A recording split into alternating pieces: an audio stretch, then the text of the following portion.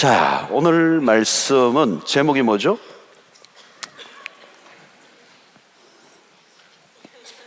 제목은 이기훈 담임 목사.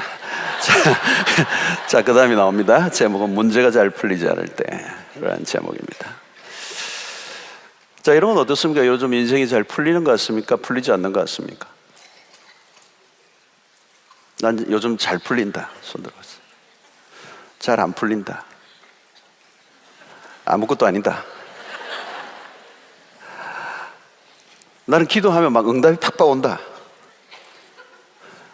안 온다. 중간이다. 뭐예요, 여러분? 손도 안 들고. 자, 여러분 기도도 많이 하고 봉사도 많이 하고 말씀대로 살아가려고 하고 그런데도 잘 안 풀리는 사람들이 있어요. 그죠? 난 지금 기도 생활 열심히 하고 철야도 안 빠지고 새벽기도 나오고 어떤 데는 금식도 하고 봉사, 교회 봉사도 막 그냥 뭐 열심히 하고 있고, 주일도 열심히 지키고 교회 사랑하고 말씀 열심히 듣고 말씀대로 살아가려고 하고 그런데도 잘 안 풀린다. 그런 분들이 있을 거예요. 왜 인생이 이렇게 안 풀릴까? 뭐가 잘못일까? 나는 한다고 하는데 이렇게 힘들게 살아가는 이유가 뭐냐? 왜 하나님은 내 기도를 안 들어주시느냐? 더 이해가 안 되는 것은 불의를 행하고 엉터리같이 사는 사람들이 더 형통하게 살아가는 모습들을 보면 헷갈리는 거예요. 말씀을 따라 살아가는 사람은 잘 안 풀리고 지 마음대로 살아가는 사람은 잘 풀리고,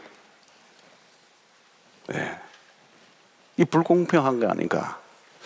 이 불평의 마음이 일어나요. 오늘 여러분 본문을 보시면 불평이라는 단어가 굉장히 많이 나와요. 불평하지 마라.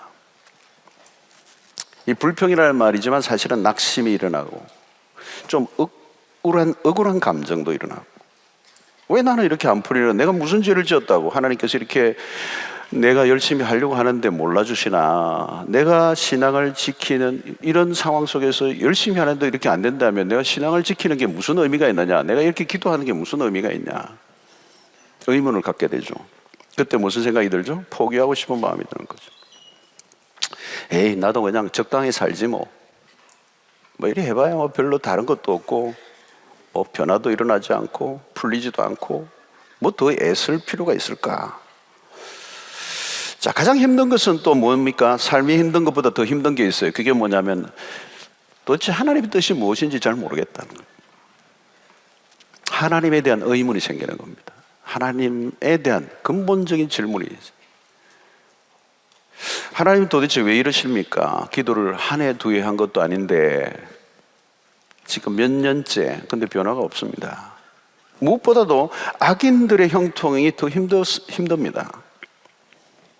그러면 이제 나중에 가장 힘든 게 뭐냐면 하나님에 대해서 내 마음에 문이 탁 닫혀버리는 거예요. 자, 오늘 여기서 오늘 시인은 다윗입니다. 다윗의 시라고 그랬죠. 이 문제를 가지고 하나님 앞에 나아가는 거죠. 그래서 여러분, 이 끌어오르는 감정이 있는데 이 끌어오르는 감정을 가지고 그냥 이렇게 끝내지 않고 그걸 가지고 하나님 앞에 가지고 나가라는 거예요. 고민과 갈등과 아픔과 때로는 원망의 마음이 있다 할지라도 그걸 가지고 하나님의 앞에 나가고 하나님께 가서 그 문제를 풀어라. 자, 그래서 오늘 시인의 권면에 첫 번째 우리가 귀를 기울일 것은, 첫 번째는 뭐냐면 진리를 쫓아 살아가지 않는 사람들의 그 형통을 부러워하지 마라. 1절의 말씀입니다. 악을 행하는 자들 때문에 불평하지 말며 불의를 행하는 자들을 시기하지 말지어다. 시기하지 말라. 여기 시기라는 단어를 분석해 보면 이 시기라는 단어가 뭐냐면 스팀이 압력밥솥에 스팀이 꽉 차가지고 부글부글 끓어오르는 것 같은 폭발 직전에 있는 상태. 그게 시기심이에요. 마음속에 부글부글 하는 거예요. 부글부글. 나는 하나님 백성답게 살려고 애를 쓰는데 잘 안 되고 악에는 형통하고. 근데 그걸 시기하지 말라는 거예요.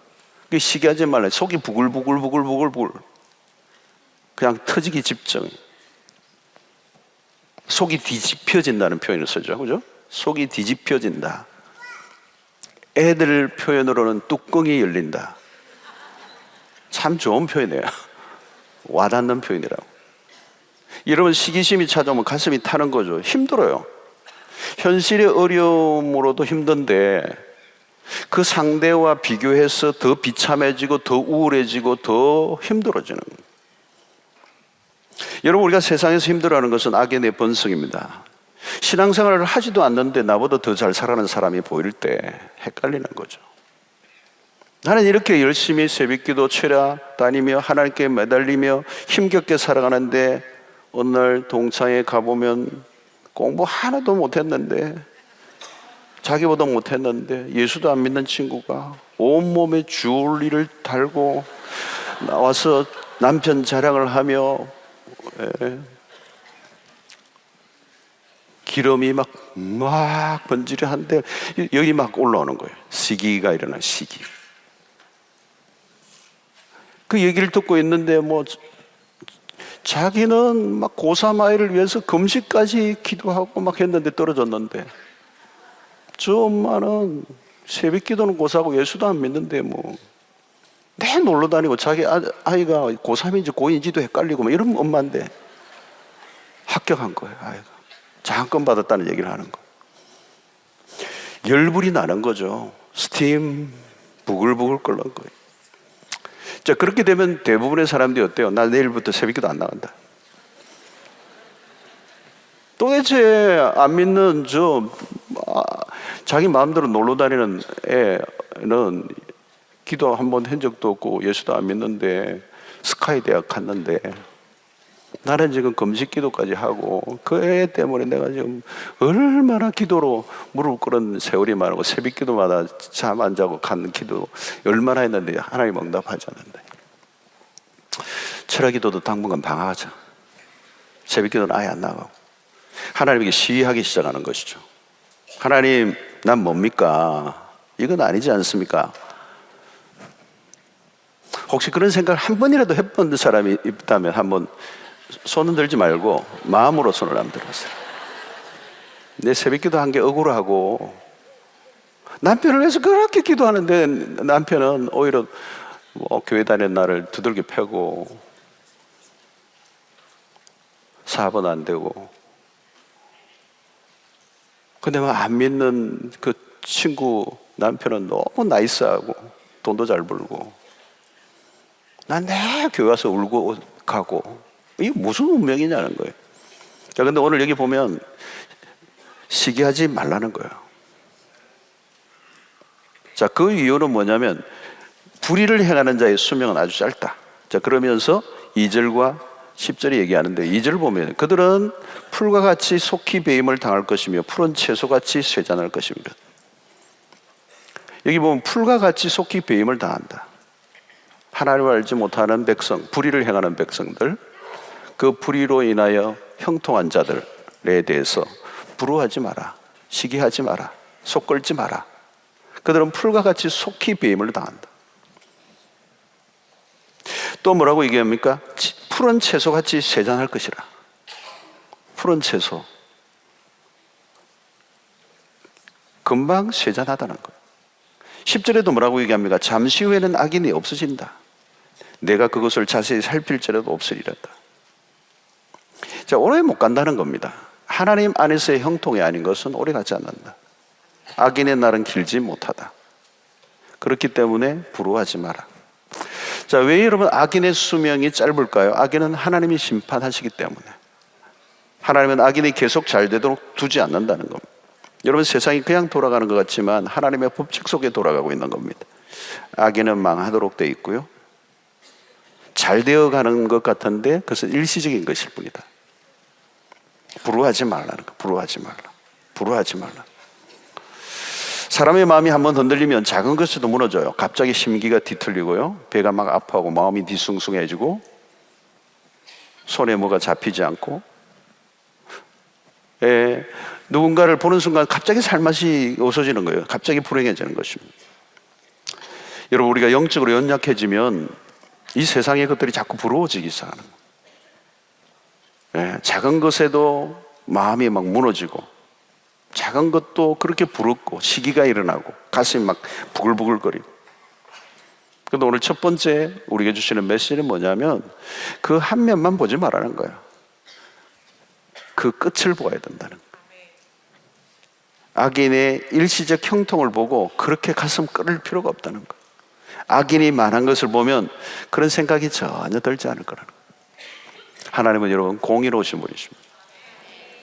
예, 하나님은 불공평한 하나님이 아니시라는 거예요. 그래서 오늘 여기 보면 하나님은 은폐합니다. 불공평합니다. 그런데 여기 오늘 말씀은 하나님은 공평하신 분이라는 거예요. 하나님의 공의는 정확하게 시행되고 있고, 그래서 악인의 형통을 부러워하지 마라. 부러워할 거 하나도 없어. 우리가 믿음이 떨어지면 자꾸 이러면 세상을 부러워하죠. 그 일시적 형통을 부러워하는 겁니다. 일시적, 잠시의 형통을 부러워하는 거예요. 근데 여러분, 하나님 위에 있지 않는 이 세상의 형통이라고 하는 것은 그저 푸른 채소 같은 거는 금방 시들어 없어지는 것이다. 그걸 부러워하지 말라. 세상의 형통을 부러워하지 말라. 자, 다음에 무슨 말씀을 하느냐면 그럼에도 불구하고 너는 계속 선을 행하라는 거예요. 자, 3절을 보십시오. 여호와를 의뢰하고 선을 행하라. 땅에 머무는 동안 그의 성실을 먹을거리로 삼을지어다. 이 말은 간단하게 얘기하면 너의 지금 현재의 삶이 힘들어도 하던 선한 일을 계속 해라. 선을 멈추지 말라는 거예요. 기도 응답이 없고 삶이 풀리지 않아도 하나님의 백성으로 마땅히 살아야 할 삶을 살아가라는 거예요. 기분이 영 아니라고 출근 안 하면 안 돼요, 여러분.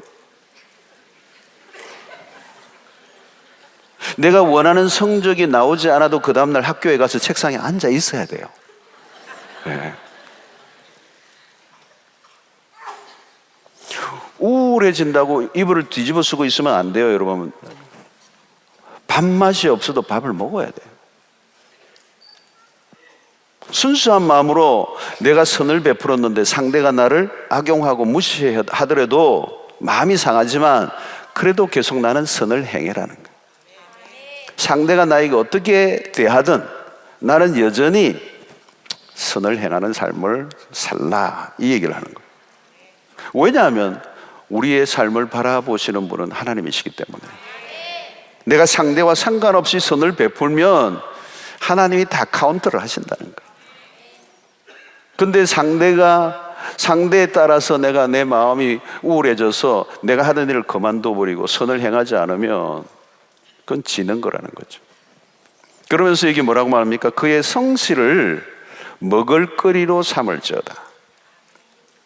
재미있는 표현이죠. 여기 성실이라는 말은 신실이라는 표현으로도 얘기할 수 있어요. 목자가 양을 돌봐줄 때 양이 그 목초지를 이렇게 충분히 즐기는 것으로 비유돼요.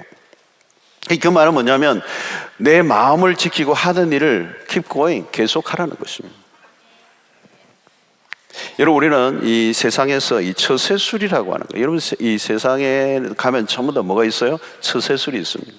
처세술이란 건 뭐냐면 그때그때의 자기에게 편리한 대로 태도를 바꾸는 걸 말하는 거예요. 눈치껏, 요령껏, 자기에게 편리한 대로, 자기에게 유익하면 언제든지 카멜레온처럼 자기의 색깔을 바꿀 수 있는 이중적인 태도를 말하는 거예요. 여러분, 세상 안에 들어가면 다 이게 처세술이 있는 겁니다. 만약에 여러분 그리스도인들이 처세술을 배웠다면 빨리 잊어버려야 돼요. 그건 처세술은 굉장히 위험한 것입니다. 그때그때 얼굴을 바꾸는 거거든요. 편리하게 자기의 태도를 바꾸어서 요령껏 살아가는 거예요. 눈치껏 살아가는 거예요.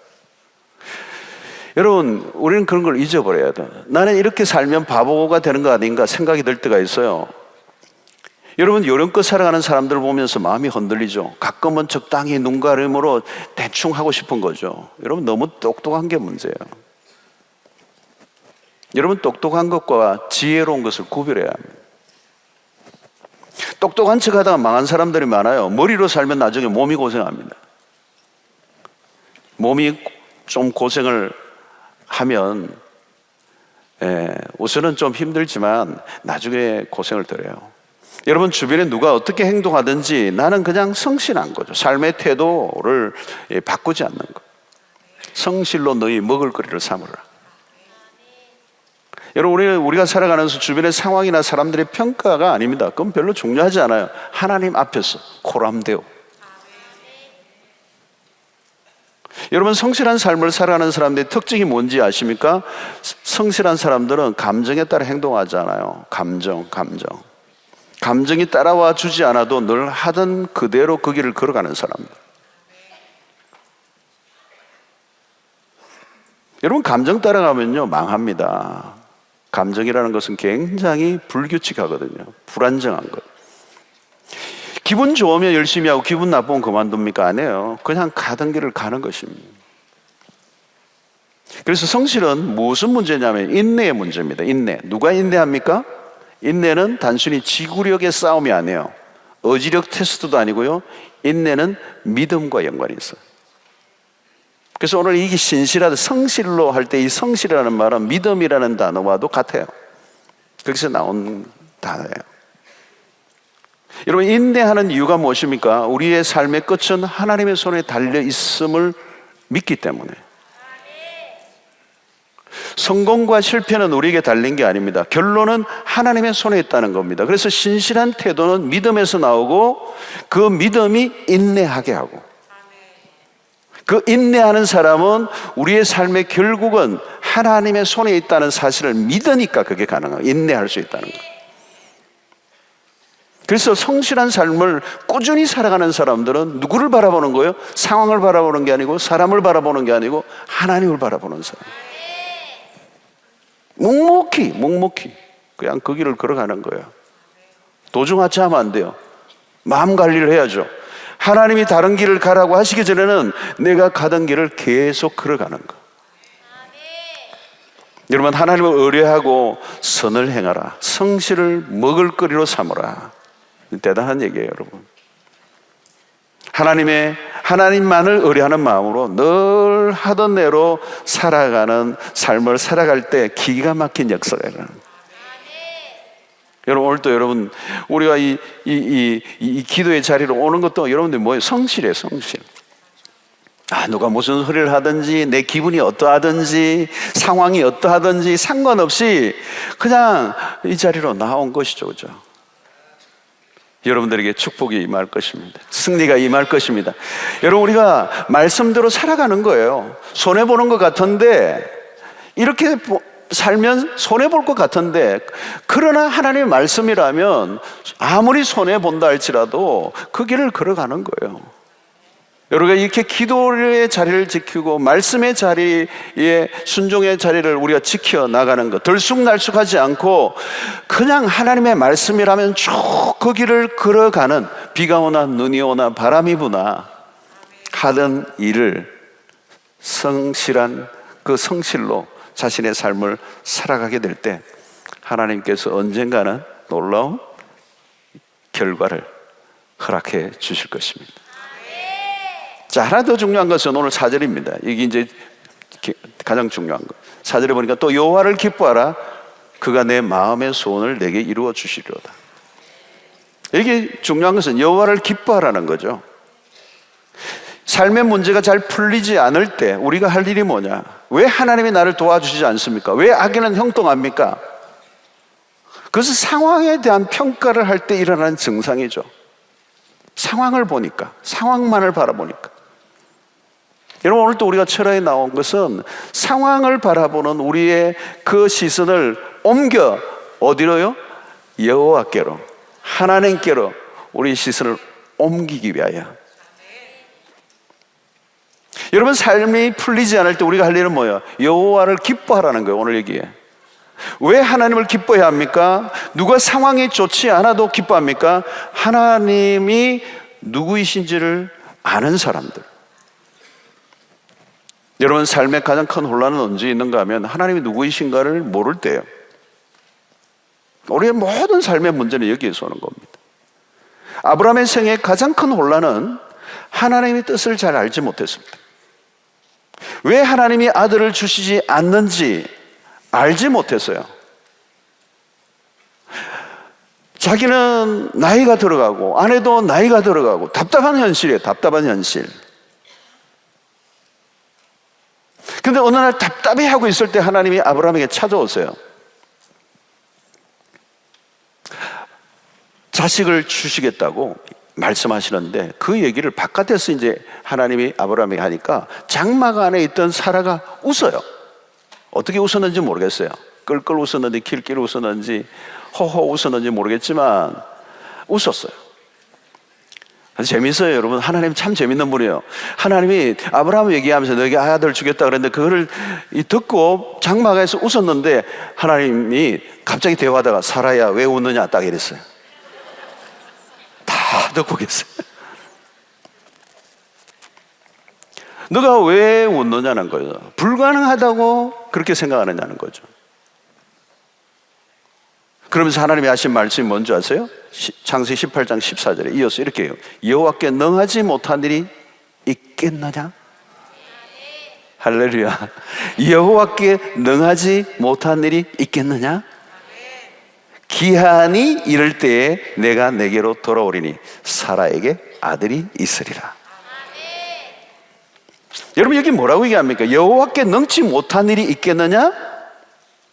이 말 속에는 뭡니까? 너가 나를 아직 잘 모르네. 너가 아직 나를 잘 모르는구나. 내가 누구인지 모르구나.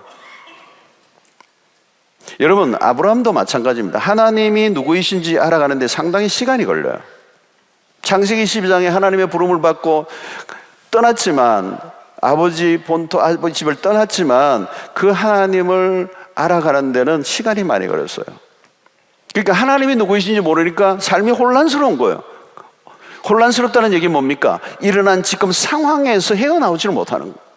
당장 지금 상황 자체가 어려우니까 자기도 아내도 점점 나이가 들어가고 아이를 낳을 수 있는 환경과 점점 멀어져가는 그 상황에 빠져서 헤매는 거죠. 헤매는 거.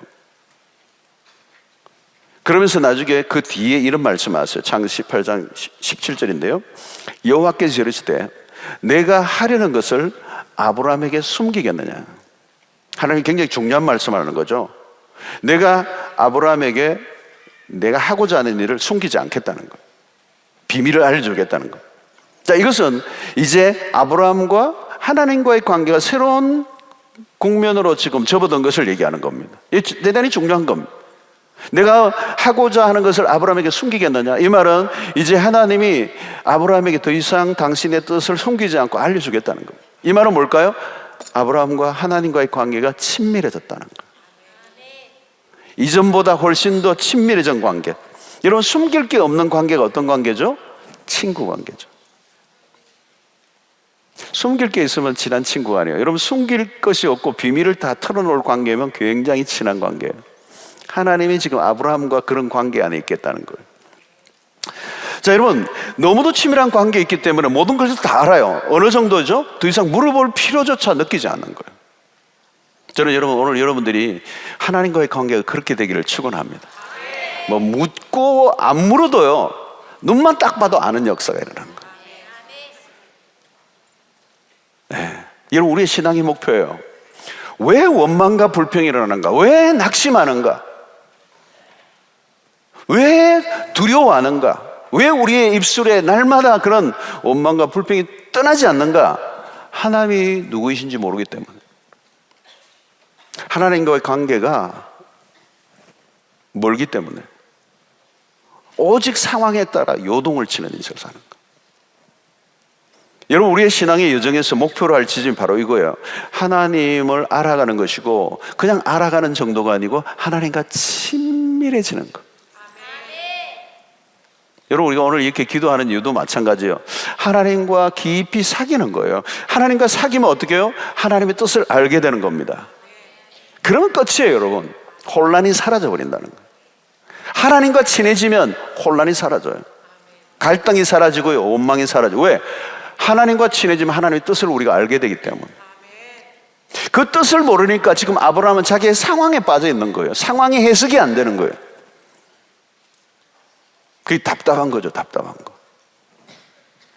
여러분, 예수님은 겟세마네 동산에 기도하실 때 아버지 할만하시거든 이 잔을 내게서 옮기시옵소서. 그러나 나의 원대로 마옵시고 아버지의 원대로 하옵소서. 위대한 기도를 해요. 자, 이 기도는 뭘까요, 여러분? 결국은 예수님은 아버지의 뜻을 충분히 알고 기도하는 거예요. 괴롭고 힘든 상황 속에서 간절히 3번을 기도하지만 예수는 이미 아버지의 뜻을 알고 있어요. 그리고 그 아버지의 뜻 앞에 온전히 순종하시죠. 여러분, 우리는 우리의 욕망을 따라 이렇게 살아가고자 할 때가 많아요. 그래서 우리가 우리의 욕망이 강하기 때문에 하나님의 뜻을 하나님의 뜻이 가려 있어요. 우리의 욕망이 너무 강하니까. 여러분, 기도를 해도 내 의지에서 나온, 내 강한 욕망에서 나온 그 어떤 기도의 제목이 강할수록요, 내 소리가 크면 하나님의 소리가 안 들리는 거예요. 내 주장이 강하면 하나님의 뜻을 이해하기 어려워진다는 거예요. 여러분, 우리가 친구 관계를 우리가 가져도 누구와 가냐면 서로 이렇게 얘기도 나누고 주고받고 주거니 받거니 이게 친구의 대화잖아요. 그러면서 깊어져 가는 거잖아요. 그런데 친구는 너 오늘 입 딱 닫고 내 얘기 좀 들어. 그냥 막 일방적으로 자기 하고 싶은 얘기를 다 하면 그건 뭐예요, 그러면? 그건 소통이 아니고 교제도 아니고 서로 알아가는 것도 아니죠, 여러분.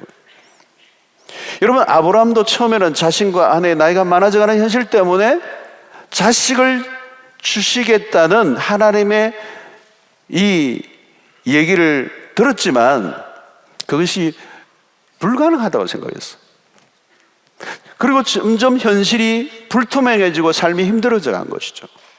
하나님의 뜻을 어디 있는지 그들이 아직도 발견하지 못한 것이죠. 하나님과의 관계가 아직도 깊어지지 않은 것입니다. 여러분, 왜 우리가 기도를 합니까? 왜 기도를 꼭 해야 합니까? 마태복음 6장 8절을 여러분 보십시오. 그러므로 그들을 본받지 말라. 구하기 전에 너에게 있어야 할 것을 하나님 너희 아버지께서 아시느니라. 이 말은 뭘까요, 여러분? 우리가 구하지 않아도 하나님이 우리에게 있어야 할 것을 아신대요. 그러면 기도 왜 해요? 다 아신다는데. 어떤 사람은 우리가 기도하지 않아도 하나님은 다 아시기 때문에 기도할 필요가 없다고 그렇죠, 이 구절을 가지고. 또 어떤 사람은 그래요. 기도 뭐 그렇게 오래 할 거 있나? 그렇게 2시간, 3시간, 4시간 기도할 필요 없다는 거예요. 하나님 다 알고 계시는데. 그러니까 내가 다 그냥 뭐 이렇게 미주알 고주알 다 얘기해야 하나님이 그렇구나, 이런 하나님이 아니라는 거예요. 다 알고 계시는데 뭐 그렇게 오래 기도하냐고. 여러분, 기도할 때 그러시면 되잖아요. 만약에 이 구절이 하나님 다 아시기 때문에 기도할 필요가 없다고 그러면 기도할 거 딱 간단하게 하면 돼요. 하나님 다 아시죠? 아멘. 딱 하면 되잖아요. 뭐 복잡하게 설명하지 않겠어. 하나님 잘 아시고 똑똑하시고 유능하시고 지혜로우시고 전지전능하시니까 하나님 다 아시죠. 기도할 거 없잖아요. 오래 할 거. 어떤 분은 그래요. 하나님 아이 공부를 시키려니 돈이 만들고 남편 사업도 번창하게 해주시고 경기가 회복되게 하시고 땅이 제값에 팔리게 하시고. 그렇게 길게 하지 말고 하나님 돈 딱 하면 되잖아요. 다 돈 얘기 안 해요. 뭐 이러고 저러고 막 그러는데 가만 보면 돈 얘기예요. 하나님 돈 1벌이면 끝나요. 왜 주님은 밤을 새고 기도하셨어요? 여러분, 복음서에 보면 주님은 밤이 맞도록 기도하셨어요.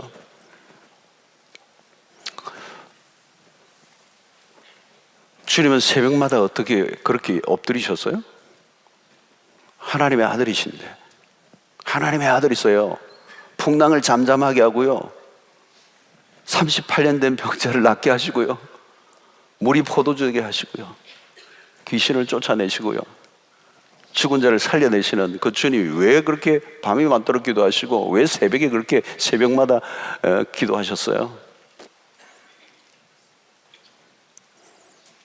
무슨 기도할 게 그렇게 많아서 기도했을까요? 하나님 다 아시는데. 중요한 게 뭘까요, 여러분? 하나님과의 관계예요. 하나님과의 관계가 깊어져 가는 것. 주님과 아버지와 시간을 함께 보내는 것을 즐거워하신 거예요, 우리 주님은. 그리고 그것은 공생을 감당하게 하는데 굉장히 큰 힘이었어. 여러분, 상업적 관계로 거래를 한다면 기도는 짧을수록 좋습니다. 은행에 가서 뭐 길게 할 거 있으니까 돈 받아오면 되죠. 돈을 받아오는 게 목적이니까. 은행원하고 뭐 교제할 일이 있습니까? 작은 투자에 많은 결과를 얻는 게 상업적인 것이죠. 그러나 교제라는 측면을 보면 오래 할수록 좋은 것이죠. 오랜 시간을 함께 보낼수록 더 깊이 알아가게 되는. 여러분, 가족이라도요, 오랫동안 같이 시간을 함께 하지 않으면 남같이 돼요. 오랫동안 떨어져 있는 유학으로 오랫동안 떨어져 있으면요, 나중에 보면요, 문화가 달라요. 대화가 잘 안 돼요. 가끔 만나면 손님 같아요. 제가 어제 있을 때 보니까 그 기러기 가족들 많은 내가 봤는데요. 아빠인데, 그 돈 벌어서 다 보내주고 힘겹게 그냥 그 뒷바라지 다 하고 한국에서 그냥 혼자서 라면 혼밥하고 막 이랬는 거잖아요. 그래서 엄마하고 딸들은 거기서 몇살 하면 재밌게 지내고 아빠는 홀로. 그래가지고 어느 날 이제 가족 보고 싶어가지고 막 그냥 힘겹게 쉬더니 와가지고 이제 같이 오래간만에 가족 다 만나잖아요. 근데 한 일주일 지나면요, 자기들끼리 아빠 언제 가? 그래. 아빠 빨리 가라는 거예요. 불편하다는 거예요. 다 그런 건 아니에요? 다 그런 거 아니에요. 그런 가정이 있더라는 거예요. 불편한 거죠. 이제 교제를 안 하고 시간을 같이 보내고 삶을 함께 나누지 않고 서로를 모르는 거예요. 아빠가 얼마나 고생하는지, 남편이 어떻게 고생하는지, 또 아니면 여기에서 공부를 시키는 그 뒷바라지하는 그 아내의 힘든 게 얼마나 있는지 서로 모르는 거예요. 여러분, 이건 시간이에요. 여러분, 시간이에요. 여러분, 하나님을 온전히 알 때 여호와를 기뻐하라는, 그분으로 인하여 기뻐할 수 있다는 거예요. 하나님은 나를 잘 아시고 나도 하나님을 잘 안다면 문제될 게 없다는 거예요. 왜 어려운 것입니까? 하나님이 나의 문제를 모르신다고 생각하기 때문에. 우리 힘든 건 그거예요. 하나님이 나를 잊어버리셨다는 거예요. 왜 하나님은 나를 이대로 내버려 두는 거라는 거예요. 악에는 이렇게 형통한데 나는 왜 이 형편대로 이렇게 내버려 두시느냐는 거예요. 하나님의 누구인지를 모르는 거예요. 하나님이 나를 잊어버리고 나를 홀대하시고 나를 불공평하게 대하신다는 생각을 하는 것입니다. 그러나 여러분, 하나님은 그런 분이 아니시죠. 하나님은 우리의 삶에 가장 선한 길이 무엇인지를 알고 계시고 가장 좋은 것을 주기를 원하시고 우리를 축복된 길로 이끌기를 원하시는 하나님이시고, 하나님은 당신의 백성들을 잊은 적이 없어요. 버리시지 않으세요. 젖 먹는 자식을 둔 그 어미가 그 자식을 잊을지라도 나는 잊지 않을 것이다. 나는 너희들을 내 손바닥에 이름을 새겼다고 말씀하시는 하나님. 여러분, 아브라함이 점점 하나님과의 관계가 깊어져 가요. 처음에는 답답했죠. 하나님을 알지 못했기 때문에 그래요. 하나님이 어떤 분이신지, 어떤 때는 포기하고 싶었어요. 그리고 어떤 때는 하나님과의 관계가 끊기는 듯 했어요. 그러나 마침내 아브라함은 하나님과의 관계가 더 깊은 관계로 나가요. 여러분, 이 아브라함의 생애의 핵심은 아브라함이 하나님을 점점 더 알아가는, 관계가 깊어져 가는 것이죠. 점점 더 깊어져 가는 것이죠. 결국 어디의 단계까지요? 하나님과의 친구의 관계. 아브라함은 나의 보시라. 결국 그 관계는 뭐예요? 모든 게 통하는 관계입니다. 나중에 여러분, 아브라함은 100세에 난 아들 이삭을 바치라고 하나님이 하셨을 때 어떻게 해요? 모리아에 기꺼이 바칩니다. 하나님과 마음이 이미 통한 거예요. 하나님이 누구이신지를 아는 것이죠. 100세에 자식을 허락하셨던 그 하나님이 누구이신지 알았기 때문에, 그런 하나님의 명령 앞에 도무지 순종하기 어려운 하나님의 명령 앞에서도 기꺼이 자신의 삶을 다 거는 아브라함으로 변모했습니다. 하나님의 말씀이면 충분하다는 믿음을 아브라함이 가지게 된 거예요. 여러분, 누가 하나님께 모든 걸 맡길 수가 있습니까? 오늘 5절에 보십시오. 내 길을 여호와께 맡기라. 그를 의지하면 그가 이루시고. 여러분, 하나님이 누구신지 알면 하나님을 기뻐할 수 있습니다. 하나님을 기뻐할 수 있다면 무엇이든지 맡길 수가 있어요. 왜 못 맡기죠? 하나님 누구신지 모르기 때문에 그런 거예요. 모리아에 맡길 수 있는 것은 하나님 누구신지 알았기 때문에. 하나님 무슨 말씀하시든지 상관없어요. 그분은 전능하신 분이시고 능치 못하심이 없는 줄 믿기 때문에, 죽은 자도 살리시는 하나님이심을 믿기 때문에. 여러분, 그러므로 중요한 것은 우리의 초점이 하나님이에요. 하나님과의 관계가 얼마나 친밀한가에 달려있다는 거예요. 하나님과의 관계가 깊어지지 않으면 어떻게 해요? 기도가 자꾸 끊겨버리는 겁니다.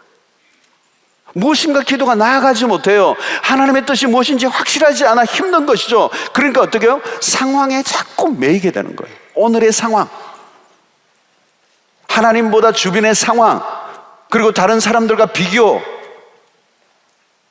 나는 왜 이런가? 시험에 드는 거죠. 여러분, 우리의 신앙의 기준은 언제나 하나님이어야 합니다. 마음이 악인의 모습에 쏠려 있다면 원망하고 불평하고 분노가 일어나요. 그러나 우리의 관심을 오직 하나님에게로 돌리는, 그래서 하나님과 교제하고 하나님과 더 가까워지는 것, 하나님과 더 친밀해지는 것. 날마다 우리가 바라보아야 할 대상은 악인이 아니라, 우리의 상황이 아니라, 나보다 더 나은 누구를 바라보며 마음이 상할 것이 아니라 우리가 바라볼 대상은 오직 하나님이시라. 여호와를 기뻐하라. 그러면 그분이 우리의 마음의 소원을 이루어 주시겠다고 약속하세요. 여러분, 하나님 우리의 마음의 소원을 아십니다. 여러분, 아십니다. 우리의 마음의 소원이 무엇인가가 참 중요해요. 그러므로 오늘 여기 9절에 보니까 진실로 악을 행하는 자들은 끊어질 것이나 여호와를 소망하는 자들은 땅을 차지하리로다. 부동산 업자들이 좋아하는 구절 같은데 그 땅이 아니에요. 여러분, 하나님께 초점을 두고 살아가는 사람들 누구입니까? 누가 땅을 차지한다는 얘기인가요, 여러분? 오늘 11절 보십시오. 그러나 온유한 자들은 땅을 차지하며, 답이 나오잖아요. 온유한 자들이 땅을 차지하며 풍성한 화평으로 즐거워하리로다. 땅을 차지한다는 말은 세상의 승리자로 산다는 얘기예요, 여러분. 땅을 차지하는 자는 누구예요? 여기 온유한 자라는 거, 온유한 자. 팔복에서 마태복음 5장 5절에 그 말씀 하시잖아요. 여러분, 온유한 자는 복이 있나니 그들이 땅을 기업으로 차지할 것이다. 여러분, 세상에서는 이 가해자와 피해자로 나눠질 때가 많습니다. 약한 사람들이 늘 피해자가 되죠. 여러분, 세상을 바라보면 약한 자가 늘 피해를 당할 때가 많아요. 그러나 여러분, 하나님의 나라는 다시 갈려져요. 하나님은 약한 자의 편을 들어주세요. 세상에서는 강한 자가 이겨요. 약한 자가 피해를 봐요.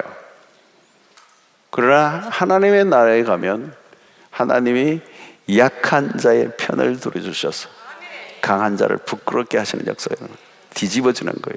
하나님의 나라는 뒤집어지는 거예요. 하나님은 결국 약한 자의 손을 들어주십니다. 그래서 여러분, 온유한 자로 우리가 살아갈 때 세상 속에서 우리는 약한 자로 보일 수 있어요. 여러분, 약한 자로 보일 때가 있다고. 피해를 입은 자처럼 보이는데, 여러분, 내가 피해를 입고 약한 자로 다른 사람에게 많은 것을 빼앗기고 내가 약한 자로 여러 가지 시련을 당해도 여러분, 낙심하지 마시기 바랍니다. 그때 그냥 싸우려고 하지 마시고요, 그냥 지세요. 하나님이 이기게 하실 거예요. 하나님을 이길 수 있는 자가 없잖아요, 여러분.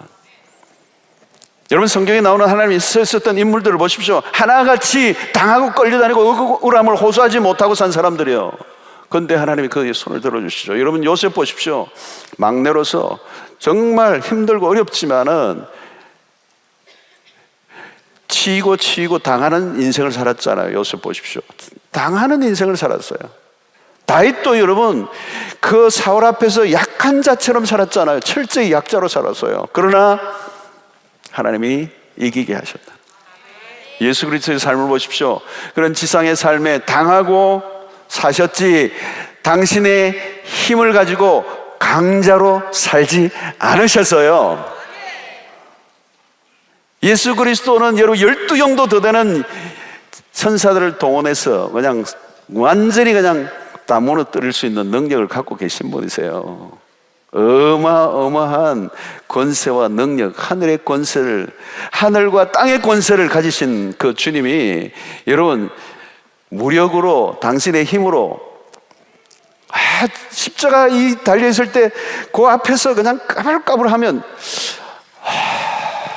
저 같으면 하나님 잠시만 눈 감아주시죠. 제가 내려갔다 저 한 명 지워받고 올라와야 되겠습니다. 그러지 않으셨어요.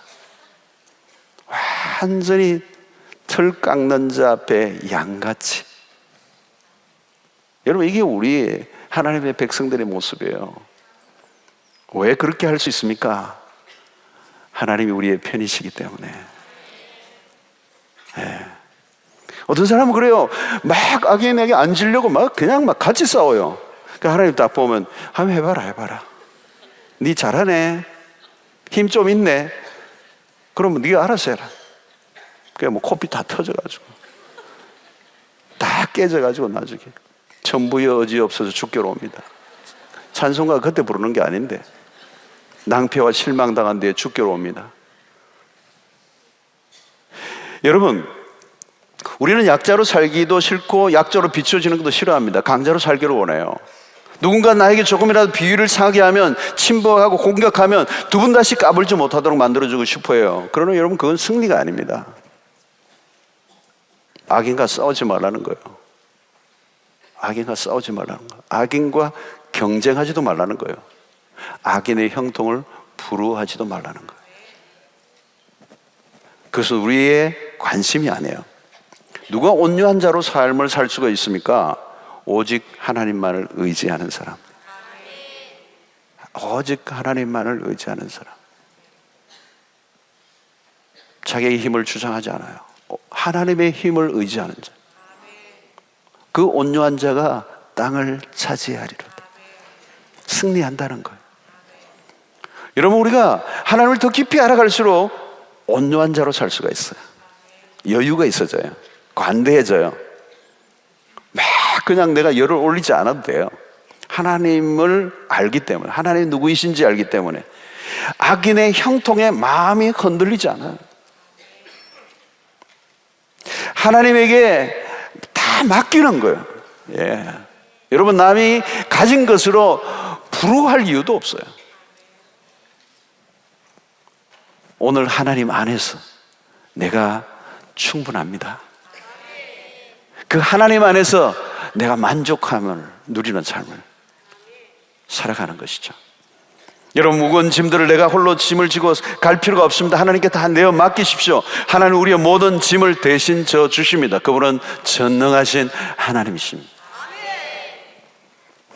여러분 지금 나와 함께 하시는 하나님이 누구인가를 내가 바로 알고 있다면 하나님께 다 맡길 수 있는 거죠. 중요한 것은 내가 하나님을 온전히 알아가는 삶을 살고 있는가. 오늘 여러분 왜 바울은 내가 약할 때 강함이 된다고 말씀하죠? 바울이 왜 그런 말을 하는 것이죠? 내가 약할 때 찾아오시는 하나님을 만나기 때문에, 내가 약할수록 하나님을 더 의지하기 때문에, 내 문제가 해결되어야 여러분 응답이라고 생각하지 마십시오. 내 문제가 해결되지 않아도 하나님이 나의 하나님이심을 믿기만 한다면, 그분이 얼마나 전능하신 하나님인가를 알고 있다면, 그리고 그 하나님과 내가 더 친밀해져 가고 있다면 우리는 그분을 온전히 의지할 수 있을 뿐만 아니라 우리의 삶에 일어나는 어떤 상황에도 흔들리지 않고 요동치지 않고 믿음의 걸음을 뚜벅뚜벅 걸어갈 수 있을 줄로 믿습니다. 내 어떤 감정이 우리에게 일어나든지 오늘 나에게 주신 그 소명의 길을 뚜벅뚜벅 걸어가는 거예요. 때를 치우지 않아야 돼요. 나 고만하겠다고 하지 않아야 돼요. 계속 그 길을 걸어가는 거예요. 악인의 형통을 부러워하지 마십시오. 하던 일을 멈추지 마세요. 하나님을 더 깊이 알아가세요. 그분께 모든 걸 맡기세요. 상황에 집중하지 마시고 우리 하나님에게 집중하시고 그분을 더 깊이 알아가시고 그분과 친밀해지게 될 때 그분의 뜻을 알게 되고 그 뜻을 알게 되면 우리는 더 이상 고민거리가 없어져요. 그분의 뜻 안에 내 삶이 있기 때문에 그 선하신 하나님의 뜻 안에서 내 삶의 모든 것들이 이루어져 가고 있을 것이고 언젠가는 가장 기가 막힌 결과를 허락하실 하나님을 신뢰하기 때문에 그래서 오늘도 우리의 삶에 힘들고 어려움이 올 때 우리는 여러분 당황할 필요 없어요. 원망하고 불평하고 자학하지 마세요. 내가 손해보고 악인에 의해서 내가 피해를 당해도 내가 억울해 하면서 싸우려고 하지 마십시오. 우리는 그때 하나님께 더 가까이 나가셔야 돼요. 하나님을 더 깊이 사귀셔요. 그리고 하나님의 음성에 귀를 기울이십시오. 그리고 하나님의 뜻을 알고 하나님과 친구가 된다면 이제 우리는 게임 끝이에요. 이미 승리한 것입니다. 나를 향한 하나님의 뜻, 그 하나님의 거대한 그 뜻과 섭리 가운데 돌아가는 그 하나님과 깊이 내통함이 일어나는 삶을 산다면 여러분 걱정할 게 아무도 없어요. 오늘도 여러분이 기도하는 가운데 그분과 더 깊이 사귀는 은혜가 있게 되기를 바랍니다. 하나님을 좀 더 친밀해지는 은혜가 있게 되기를 바랍니다. 그래서 너는 나의 친구라고 말씀하셨던 그 아브라함에게 하셨던 그 말씀처럼 오늘도 내가 너의 친구다. 그리고 그 하나님의 뜻을 우리가 온전히 알 때 오늘 우리에게 무슨 일이 일어나도 상관없어요. 그 뜻을 알기만 한다면. 요셉이 그 하나님의 뜻을 알았기 때문에 해석이 되었어요. 자기에게 찾아오는 여러 가지 억울한 일들이 있어도 그게 해석이 되었어요. 당신들은 나를 헤아려 하였지만 하나님은 그것을 선으로 바꾸셔서 오늘날 이 구원을 이루어 가시는 하나님을 그가 선포하고 있는 거예요. 오늘도 그 뜻을 하나님과 친밀한 관계 안에서 알아가는, 그래서 힘들고 어려운 삶이 닥쳐도 낙심하지 마십시오. 그 뜻이 반드시 이루어질 것입니다. 온유한 자가 땅을 차지하게 될 것입니다. 손해보는 자가 이기는 것입니다. 약할 때 강함이 되시는 은혜가 있게 될 것입니다. 하나님은 전능하신 하나님이십니다. 하나님 우리의 삶의 모든 것을 아시는 분이십니다. 하나님 우리의 손을 들어 승리케 해주시는 신실하신 하나님을 오늘 이 밤에 만나시고 돌아가는 은혜가 있게 되기를 축원합니다. 그래서 여러분 철회와 기도를 통하여 때로는 내 기도가 응답되느냐 되지 않느냐에 초점을 맞지 마시고 이 철회를 통하여 내가 더 이전보다 하나님을 조금씩 더 알아가는 은혜를 허락하여 주시옵소서. 그 하나님을 더 친밀하게 경험하는 은혜가 있게 해 주십시오. 그래서 여러분 기도의 시간이 그렇게 중요한 거예요. 주세요, 돈 주세요 1분, 그 기도가 아니고 하나님을 더 알기를 원합니다. 주 음성 듣기를 원합니다. 이 은혜가 있게 되기를 축원합니다.